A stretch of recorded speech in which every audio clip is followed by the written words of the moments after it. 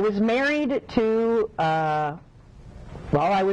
to a man who, wait, hold on, this didn't open right.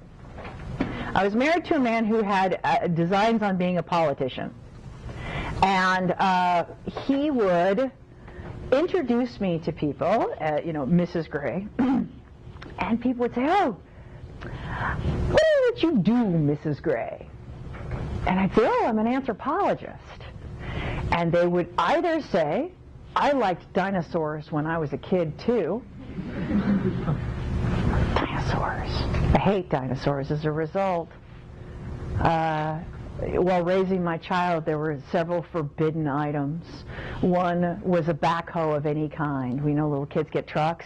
Backhoes destroy archaeological evidence. You never want a giant digging machine. That's the antithesis of the archaeologist. So never, no backhoes. I really frowned on the dinosaurs for a long time because, I liked dinosaurs when I was a kid too. And I'd say, what does that have to do with me? Nothing. But I couldn't say that because we wanted money from these people. So I would say, no, I study people. I'm an anthropologist. And they would say, oh, like Indiana Jones. No. I mean, yes, he's an archaeologist, which is a branch of anthropology, but he's probably the worst archaeologist ever. Right? Okay, not going to deny, sexiest man that ever lived. Right? My 11-year-old self went to the movies every day when Rare's Lost Ark came out. I would go at 10 o'clock in the morning, and I wouldn't leave till they threw me out. And I just watched it over and over and over again with hearts in my eyes. Huge crush, although now he's a little older, and I would probably break his hip, so that wouldn't be such good news. But he would basically jump in, take the big thing, and leave, right? Oh, no, that's not what we do. So what is it that we do? Well, anthropologists are all about studying culture. Now, in the olden golden days, that meant that you would go off to some far-off place. You went to the tribes of Zambia, and there we had long pig. Right, that kind of, their cultures were quite primitive, but there was something noble about them. We don't do that anymore. That's not where we're at. Most anthropologists are, who are cultural anthropologists, we're going to talk about their multiple branches, but who are cultural anthropologists, are more interested in anthropology in an urban setting. What this means is that we're interested in anthropology that is going on all around us. Now, I wouldn't be able to, let's say, I wouldn't want to study a culture that I know. Why would I not want to study my own people? Having a bias. Absolutely, I would have a bias. Because there's something that every single one of us does in a culture. We do something called normalizing our arbitrariness. So culture in lots of ways is arbitrary. Why is a stop sign red? Because could a stop sign be blue?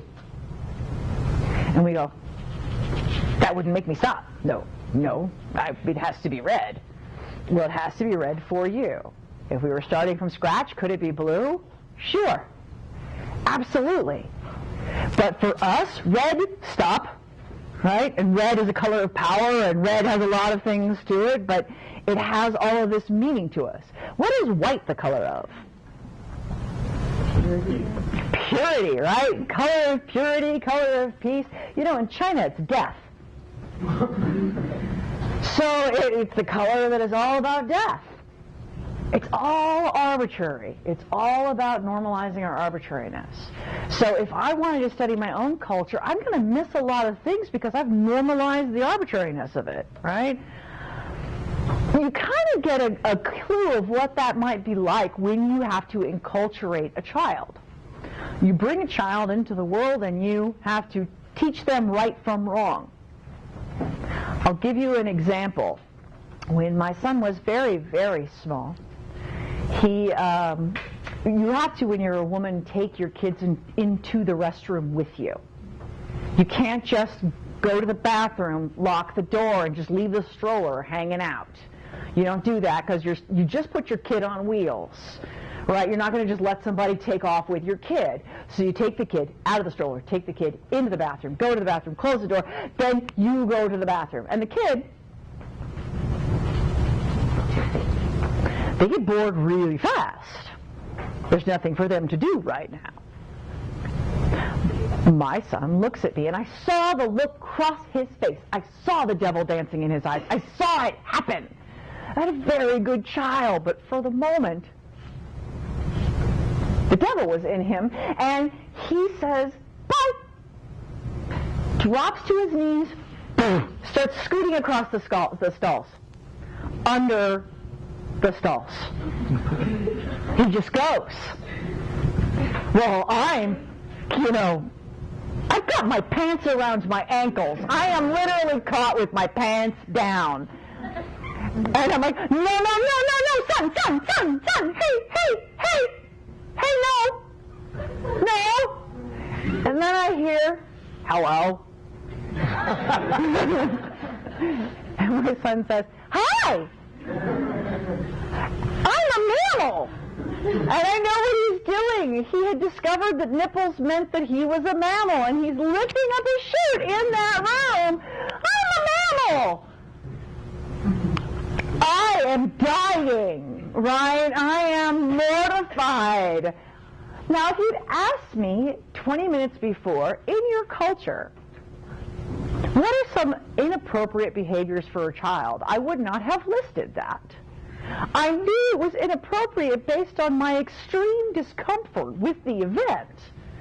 And so I said, I'm so sorry. I'm so sorry. And he says, would you be my friend? And she says, no. Go back to your mom. And he said, okay, bye. Off he goes. He comes back. Of course, I'm waiting. I don't want to leave the bathroom because she's going to see my face. Right? She's already seen my son's face. It's a lot like my face, but if I just stay inside, I don't have to die of embarrassment. But then I'm looking at his hands, and I realize he's been scooting across a bathroom floor, and it will only be a matter of time before... Right! No. So I have to, and I go out there and I wash his hands, and she comes out and she says, lovely child. Right? And I was like, she's right. I behaved culturally inappropriately in my inability to control my child. Now, there were other times, I will tell you, that I was quite delighted at his behavior. He had a tendency to wander. If you let him go, he just went, like kids do. And we actually had to code Adam a couple of stores, more than once.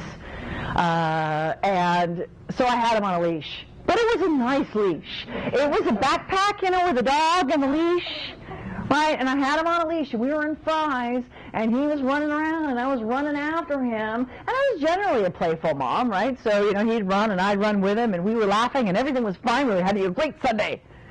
And this lady goes, lady, he's not a dog. He drops to his knees without a word, starts barking. And I was like... Now, was that culturally appropriate? No. Was it understood by all of us? Yes. My son just said F you to that lady at 2 years old, and we all understood it. And that's how we know we share the same culture. We understood the message that was given. Was very proud of him. Very proud of him. Now, one of the things we're definitely going to be spending a lot of time talking about is globalization. In globalization, we're looking at how the interactions between cultures are changing cultures. The very first part of your textbook, and by the very first part, it's on page 5, but you've got to get through 30 pages before you get to page 5. It's like there's a whole bunch of pages and then the numbering starts. I don't know why. But on page 5, there's this discussion about Coca-Cola and India. How many of us enjoy a Coke? Right? Share a Coke with Andy. Share a Coke with Jenny. That's the campaign this summer, right? How many of us were looking for their names? Oh, I did. Turns out Alexis, not a choice. How sad. Brianna was. Destiny was. Alexis, not so much. And it was very sad that I wanted to participate, but then I remembered, oh yeah, I'm not really buying Coke anymore. Why? Because I want to be a responsible anthropologist, and because of this. By the way, this book is going to ruin products for you left and right. So what happens? In 2000, the Coca-Cola bottling plant opens up in this place I cannot pronounce in India. Immediately, the water tables start dropping. Immediately, this is a farming community. Immediately, people start feeling the deprivation of not having water. Do the citizens have any control over this? No, as it turns out, the licensing was handled through the government and Coca-Cola without any respect to the people who were there. Now, when the people were told it was coming, they were excited. There were going to be jobs. There was going to be a change, more money flowing in. And then they found out what the ultimate impact was for them. And the ultimate impact was water. Water, our most valuable resource, becomes out of the reach of anybody who isn't government, who isn't Coca-Cola.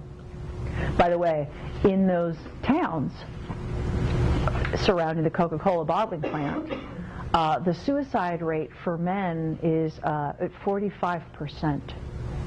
45% of all males commit suicide because there's nothing for them. Now try to imagine this with your own brain here.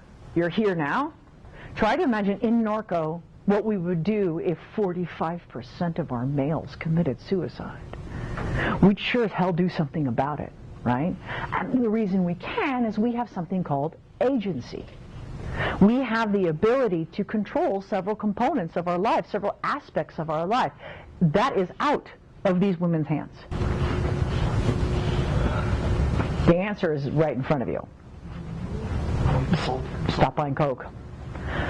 Not just that, but I mean all the Coke products, and this makes me want to cry because Pepsi is inferior. Completely inferior. I went to World of Coke over the summer in Atlanta. I had so much fun. They let you taste all the Cokes, and it's not all the Coke you should drink, it's all the Coke you can drink. These are different things. Turns out I can drink a lot of Coke. Turns out I shouldn't drink a lot of Coke. But you know, it's like I'm an adult. I can do what I want. Oh, I was sorry. I had regrets. Regrets. So, we're going to find out what is anthropology, and you already know some things, and how do we view people? How do we study another culture?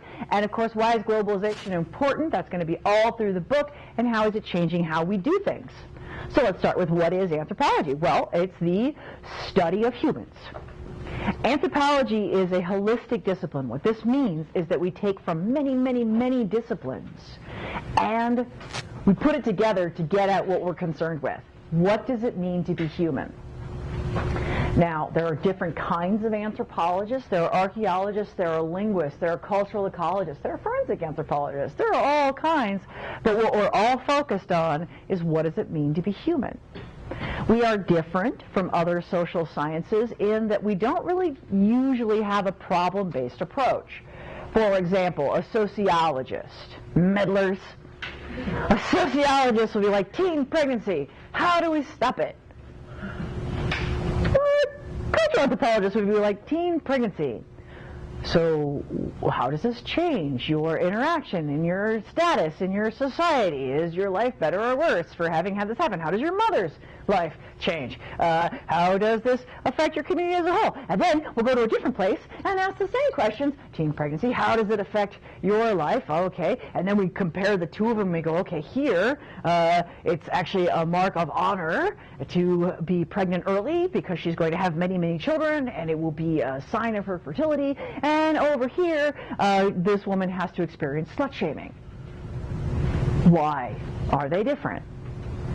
That's the kind, and we aren't going to go to the culture that does the slut-shaming and go, you, bad. We're not going to do that. It's probably effective for them. You never know. Infanticide sometimes is a good thing.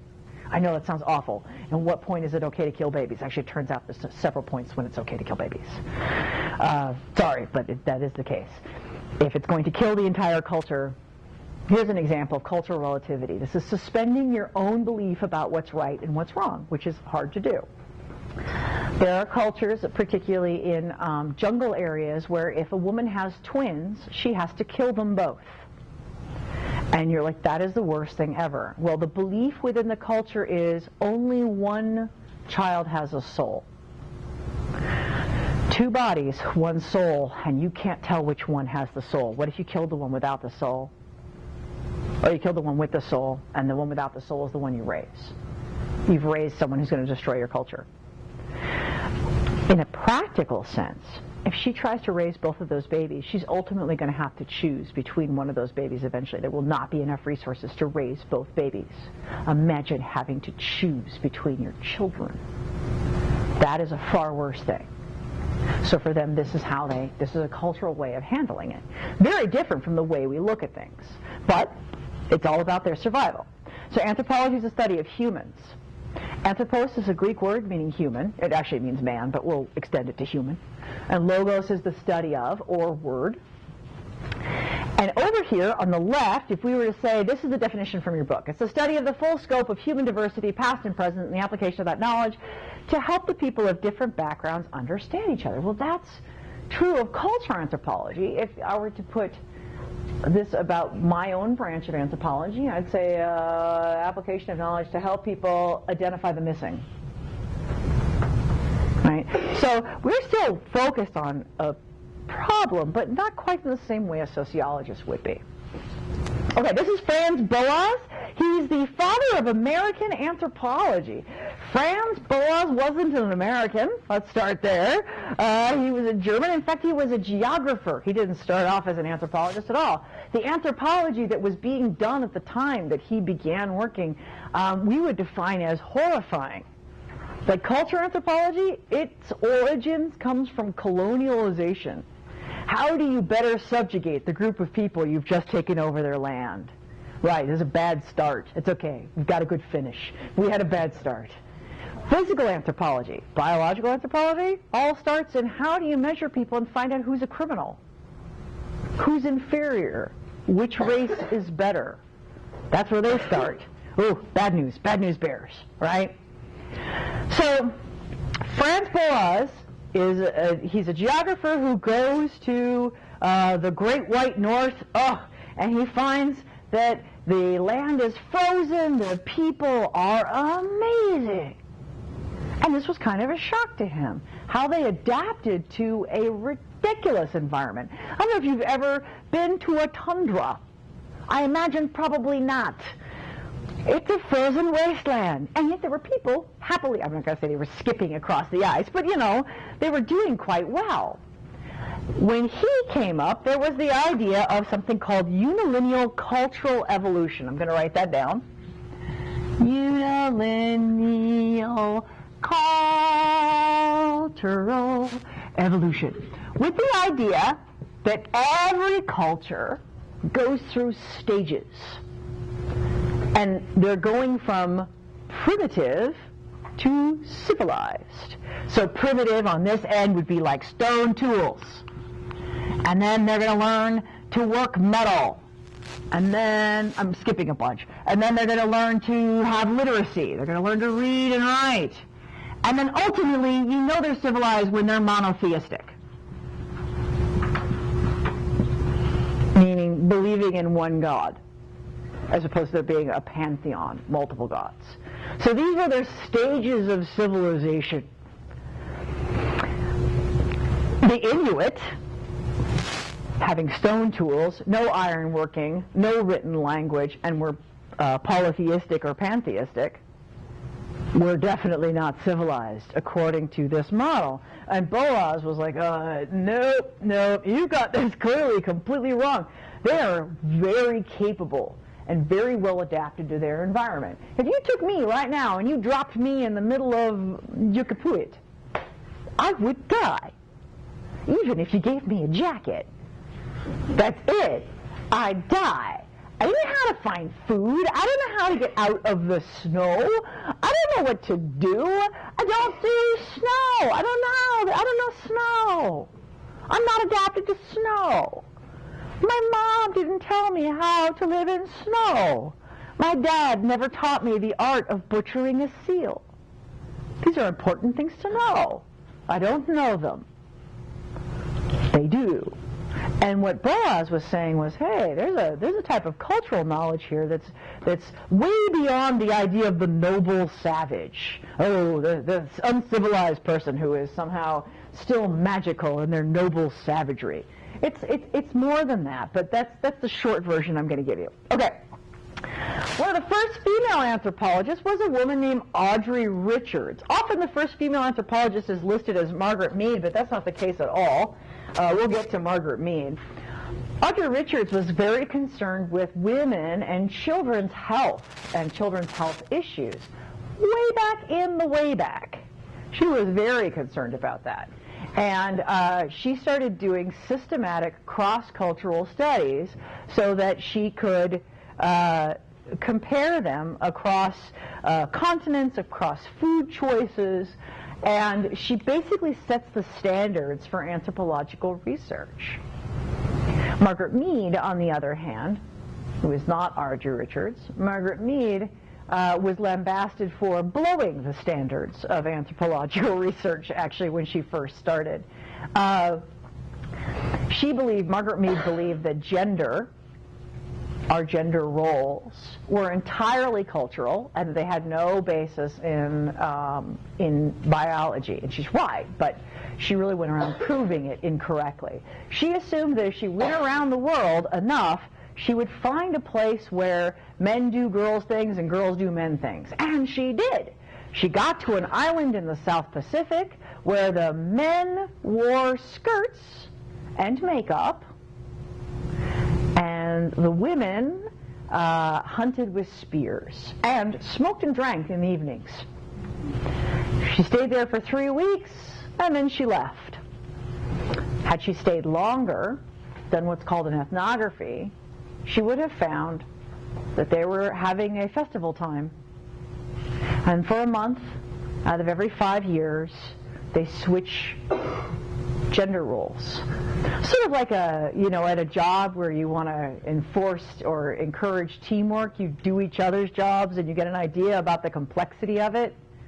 And it also gives them a chance to let off some cultural steam. When the guys were dressed as women, they were really putting it on. I mean, they were really doing the, I was looking here, I can't lift that. I mean, they were doing the whole 9 yards, and the girls were, the whole thing. And she was ultimately, she published this, and a guy named Morgan Freed really went after her. But she did a lot of good work after that. Did you have a question? I thought I saw you move, but I wasn't sure. Okay. Now, anthropology is truly one of the most global of the social sciences because we're very, very concerned in what's happening in our global village. More than just looking around the world. If you look at this slide right there, I'm going to turn the light off for just a second enough so you can see. The people down at the bottom there are called the Yanomami. When I was sitting in the chair that you are sitting in now, the person who was teaching me cultural anthropology, she actually studied the LAPD. She studied how they used language, because how they use language for authority. Usually their language is fairly coarse, often grammatically incorrect. And she wanted to figure out how they could impose authority without using authoritative language. And she worked on that for forever. But the book she assigned to us was this by Napoleon Chagnon called The Yanomamo, the Fierce People. They define themselves as a fierce people because they solve their problems through violence. That's the way they see it. Not really. But that's how they see themselves, is they solve their problems through violence. If someone is killed in your village, you have the right to go to the village of the people who killed the person in your village and kill any person in return. Actually, as you might imagine, instead of this being a set of villages where everyone's dead, it actually kind of helps police it, because if it's not just the people who are responsible, like if I go into a village and I kill somebody, the other village isn't going to come looking for me or my family. They're going to pick somebody as retribution, regardless of who's responsible. You wouldn't want that happening. You wouldn't want to lose your kid, or you wouldn't want to lose your mom, so you don't go do things so that other people don't come and do them to you. And they practice something called sister marriage. Sister marriage is when you have an exchange of females. If you wish to marry, you have to offer up your sister. So guys, for a moment, imagine your guy friends. Now imagine they're sisters. Ladies, you got no say in this. Just let it go. And so your guy friends are like, hey, I like your sister. And first you have to not only be cool with the fact that he likes your sister, you have to like his sister too, because you're going to give your sister in marriage and he's going to give his. Now think about all your guy friends and you're like, but I have only one friend with a hot sister.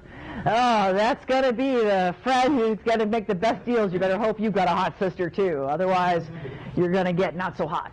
But if I marry my sister off to your village, I'm also less inclined to go beat up someone in your village, because what if my sister gets hurt, right? So it's kind of self-controlling, but it's pretty cool. All right. Anthropologists, obviously, again, we look at our local communities, but we don't actually study our own communities because of our own biases, our own way of thinking about what's right and what's wrong. Instead, we go to live with a group of folks, and by going to live with them, we experience life as they experience it, and from that we write something called an ethnography. And the ethnography is a description of the experience we had living as a person in that culture. Sometimes anthropologists enjoy it so much they go native, which means they never come back. If you're a psych major, there's a joke about you. If you're a psych major, we say you're a psych major because you're crazy. And you're looking for a cure. That's why you're in school, is to find the cure for your crazy. Anthropologists, the saying is that we don't fit in anywhere, and we spend our entire lives looking for a culture where we're cool. Or where we're at least normal. I don't know that that's necessarily not true or true. If that's the case, my peoples are apparently all dead and stink. Ha ha ha. Okay, so I have done some cultural field work before. When I was doing my undergrad, before I picked forensics. And by the way, a long and arduous path. For those of you who are not, this is not your first year, or your second year, or your third year, or your fourth year yet of college. If you're on the 6-year plan for the 2-year degree, you are my people. I also was this way. We always get this idea like if we're not child prodigies and we're a waste of existence. No, it takes as long as it takes, man. That's the case. It takes as long as it takes. And I went to Santa Monica City College. Actually, I took 4 years to do my 2-year, and then I transferred to Cal State LA. I did it all on the state, over and over and over again. And I got a degree from Cal State LA. But when I transferred to Cal State LA, I finally knew I wanted to be an anthropologist. Before that, I wasn't really sure. I wanted to be a marine biologist, I wanted to be a doctor, I wanted to be a zoologist, and when I found anthropology, I found that I could do all of the things. Anthropology, you get to do all of the things, as long as you apply it to being human. But if you're trained in anthropology, you're actually also trained in all of the things. You learn linguistics, you learn archaeology, you learn all of the things so that you're ready for anything. So I had to do field work with live people. I didn't know I wanted to be a forensic anthropologist yet anyway. I was planning on studying monkeys. I like monkeys because the word itself is hilarious. Put monkey in front of anything, Instant funny, right? Awesome. In San Bernardino. I had to go live with them, work with them, do their rituals with them. And the reason I didn't study them because I was interested in their religion. I studied them because I was interested in how one becomes a geek among geeks. So pagans, already kind of outside the edge, right? Already a little bit on the fringe of society. And it turns out there are people within them that they think are weird. And I wanted to know, how did that happen? Like, how do you get to be that guy? So far on the edge. Who is that guy? And that's what I went to study. But it meant that I had to participate. The pagans I studied were primarily middle-aged and older white folks. Some of them got around on rascals, you know, the cart, because they were too heavy to get around normal life. And a lot of their rituals took place naked. So I spent some of my undergrad watching naked, near, elderly white people jiggle in the moonlight. They call it being sky-clad. That means naked. You're dressed in sky. And because, you know, anthropologists, you can't just sit in the bushes. You do participant observation. I was not okay. Sort of permanently scarred. Probably the scarringest scar moment was I participated in a rite of passage ritual for one of my close informants. An informant is a person that you work with regularly. That word will come up again in about 3 slides. You work with regularly to help you interpret the culture. And we were doing her croning ritual, and that is when she transitions from being a mother to being a crone, or a grandmother, basically. So women have 3 stages. They're either a maiden, you know that as virgin. Really what they mean is unmarried and got no kids. To mom, to grandma. And she had gone through menopause, and it was grandma time. And so she hands me this giant bundle. And with it, she says, I hand you my motherhood. And my first response was, oh, God, I don't want to get pregnant again. Right? Like, oh, no. I almost dropped it. And then she said, with my last blood, and continues on. And then I realized, now I really want to drop it. In the bundle is the collection of her last menstrual cycle from her before she went into menopause. Right. So, as an anthropologist, can you drop it and run? Nope. You thank them, because it was an honor. I still have it. I am instructed that I am to collect my last blood and pass it on to someone else. I've moved it 3 times. It's in a box, and I just moved the box around. I hope it's okay. A lot of work went into it, but those are the moments when I knew I may not be cut out for participant observation so much. In forensic anthropology, your participant observation is quite limited. No, I got nothing. I feel her. There's none of that. Okay. So we're particularly interested in now, as a focus, instead of looking for the little brown peoples of the world, we are looking for structures of power in particular. Remember those ladies in the beginning without their ability to have agency over their lives? We're starting to look as anthropologists how that works as a system, and how some groups have agency and some don't. Now, if you're an applied anthropologist, you might be interested in helping people gain that agency. Someone who actually applied anthropologists, or anthropologists who actually do the work. I'm an applied anthropologist in general.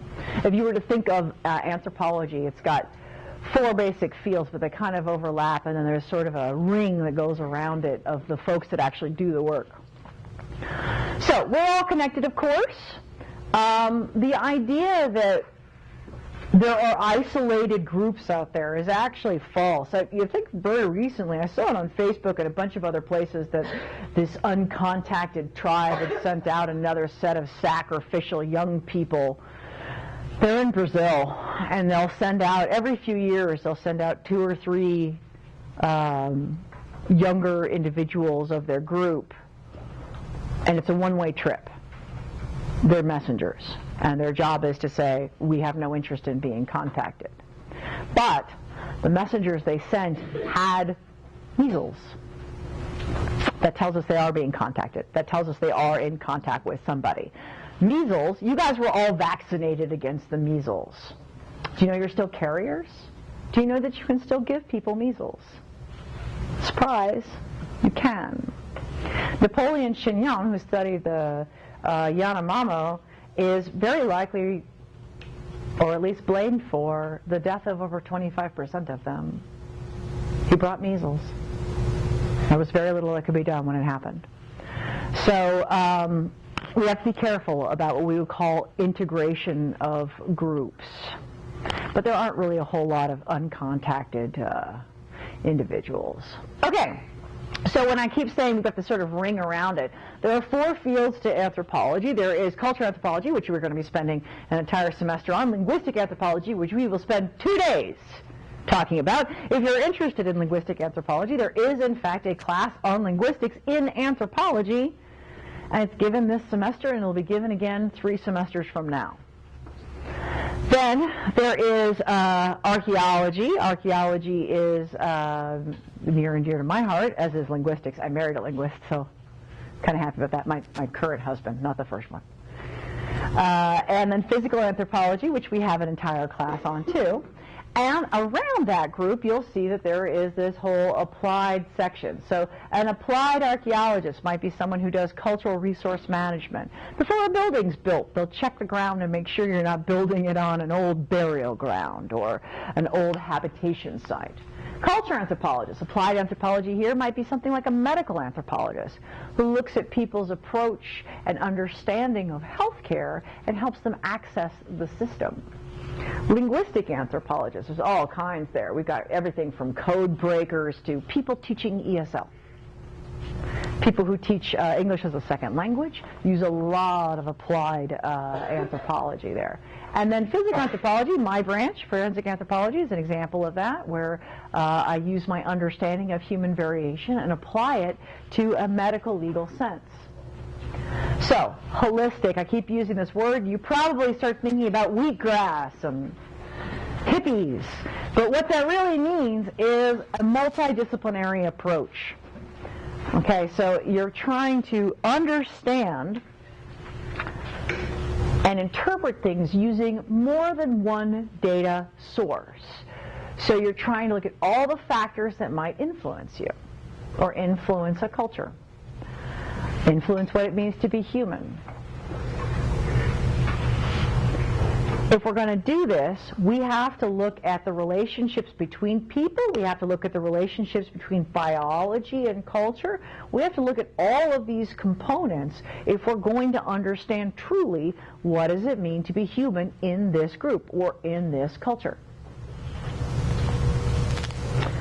Okay, so obviously this idea helps reduce our bias and helps keep us from distorting our research. Now we have these 2 terms here, ethnocentrism and culture bound. Okay, ethnocentrism is when you look at a culture solely within the context of your own understanding of what's right and wrong. Culture bound is going to be a little bit different. We'll come back to that. So let's talk about it. When I was 9, my father divorced my mom and moved us to the valley. Now this is significant for all children, right, a divorce of their parents, but it was particularly significant for me. I had grown up in Venice. You guys ever been to Venice? Venice, California? I was raised by juice-fasting, naked, dope-smoking hippies. My parents didn't own furniture because it told you how to sit. And no one gets to do that, man. No one. Yeah. shoes were restrictive, and so yeah, basically I grew up feral, which was fine with me. And but we also had no concept of personal property. So, because property was theft. If you've got it, that means someone else doesn't. As a little kid, I was a magpie. I just went around collecting all things shiny because nobody locked their doors, and just made like giant dragon piles of stuff. And my parents were like, "That's stealing," and I was like, "Yeah, I don't understand. Property is theft." When my dad married my stepmom was a Mercedes driving, acrylic nail wearing. She knew what Versace meant. And they were very different, this whole family. They also bathed like victims. I didn't understand this either. Bathing weekly was totally appropriate in California. They were bathing daily kind of people. The person who was to become my stepsister, I will never forget, I met her, and a minute later, I was naked, and she was showering me down because they thought I was so dirty. Yeah, it was great. But the very first day, my stepmom hands me a bunch of plates, and she says, "Set the table." I knew there was a way that it was supposed to be done. I had friends. I had eaten at their house. I didn't do very well because, again, my idea of personal space was very different. I was enculturated differently from the rest of my friends. Like, it was totally cool where I grew up to walk up to somebody's refrigerator, open it, start piling the food out, and make food for everybody there, even if it wasn't your house. Which to us now, we're all like, "I'm sorry, you did what? You went into the refrigerator?" Yeah, because I was the guest, so I was going to make them something out of what I could. I would show them my skill as a guestly person. Yeah, not so much. So she hands me all these plates and these forks and these knives and these spoons, and she says, "Set the table." I say, "Okay." And I think about it. Here's the plate. My stepbrother, he's left-handed. So his fork should go here, because the fork is the first thing you use, right? And then a spoon and a knife, okay. And then I thought, oh, this is sharp, maybe it should go over here.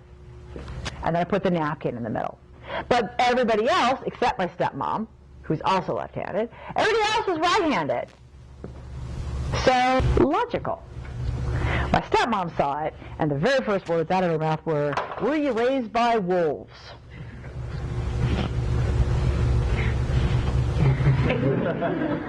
Yes, just call me Mowgli. Mowgli. Yeah, I was raised by wolves, sure. And she was furious with me because it was the wrong way.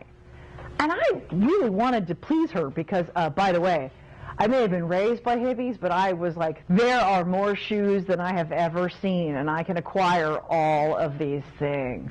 For a barefoot child, I'm a shoe hoarder. Right, I was excited about this new life because it had everything in it I wanted. It had mayo. Oh my God, their bread was not organic. It didn't sprout. And they had bologna. An American cheese food product. So good. We put it all together on the mayo and Wonder Bread.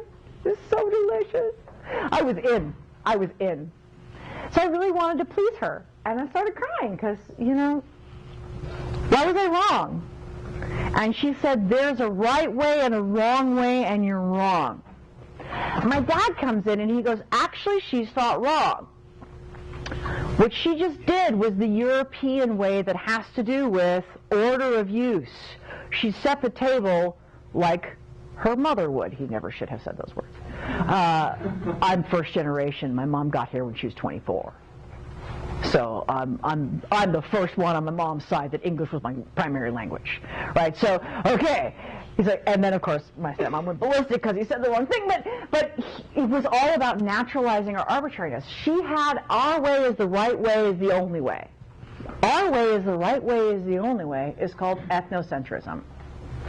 Okay. And that's the method we have to avoid, or the approach we have to avoid when doing anthropology. We have to not be ethnocentric.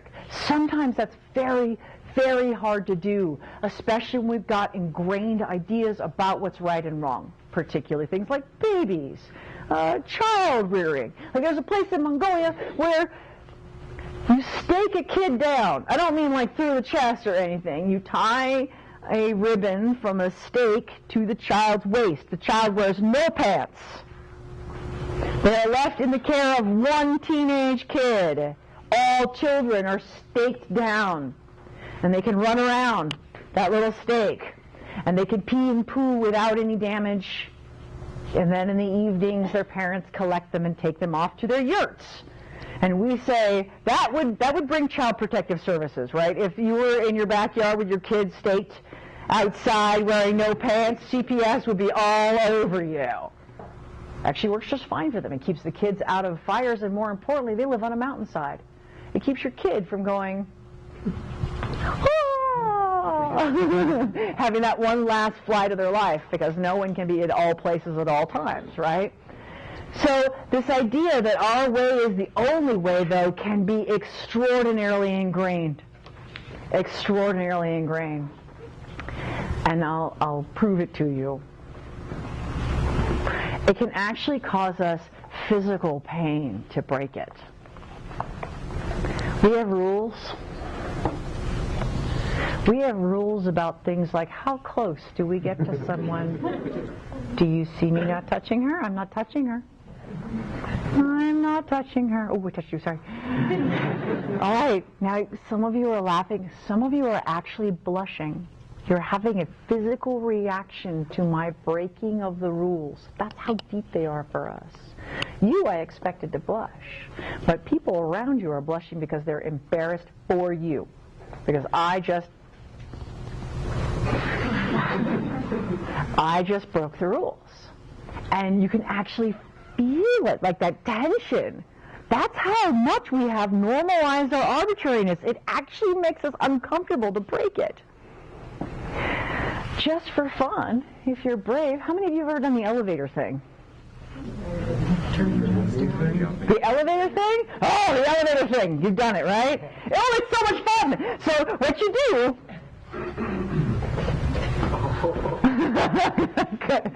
I am the bad idea bear. You've probably already gathered. Okay, so what you do is this. You go into an elevator and don't behave appropriately. So what is the elevator behavior? We walk into an elevator. If we're with a friend, we drop our voices, and then there are certain things we can't talk about, right? So if I'm in an elevator even with my bestie, and there's someone else comes in, I can talk about it without anything I want as long as we're alone. But as soon as we're not alone, I have to change the subject, right? So imagine I'm in the elevator with my bestie, and a guy walks in, maybe an elderly man, and I say, "Oh my God, Momo, it's Shark Week. Can you believe it? Shark Week. Of all times, my anniversary, and it's Shark Week." Follow me. Shark Week. Ant flows come to town. Yeah. Right, okay, so it's Shark Week. Oh, thank you. All right. So I could maybe get away with that because I'm in code, but what if I were to say, "Oh my God, Momo, my menstrual cycle in the middle of my anniversary?" Right? Or I've got a yeast infection. What am I going to do? Right? Imagine this in an elevator. Right? I wouldn't even have to say anything. I could walk into an elevator, and there are rules, right? You walk into the elevator, here's the doors. I walk into the elevator, I can't just stop. No, you're laughing already. I have to turn around and face the door. But I also can't face the other person in the elevator, right? I can look at the numbers, and look at the numbers, and look at the door. That's what I can look at. But what if I was in the elevator with you, and I get in the elevator and they go, I smiled, it was a friendly gesture. And you're like, no, that crossed the line into cray-cray. Right? That was like jump straight into crazy. Oh, crap. Why? Because my smile wasn't actually friendly at that point because we were too close. So my smile actually became a toothed threat. Now, sometimes my smile looks like that anyway because, awkward. But still, we have these behaviors, and I'm not allowed to talk to you if I don't know you other than, what can I say? How's it going? How's it going? Fine weather we're having. Did you enjoy that sporting event goal thing? Right? That's, I can say. But what I can't say is, how much money do you make? Not a lot. What did you eat last? Are there more people in your family than you? Do you have a dog? I can't ask those things in a closed elevator. It's extraordinarily threatening. And if I start doing that, so I challenge you to do this. But this is not an assignment. This is just, you know what? If you've got balls, you'll do it. And if you don't, then I'll know. And it's no fair doing it as a Norco elevator. It gets done all the time. Nobody's, whatever. I think it's the Kaiser Hospital in Riverside. I've done it at Riverside Community Hospital. I was having a long day. I was a little annoyed, so yeah, but it's really a lot of fun, and I highly recommend it.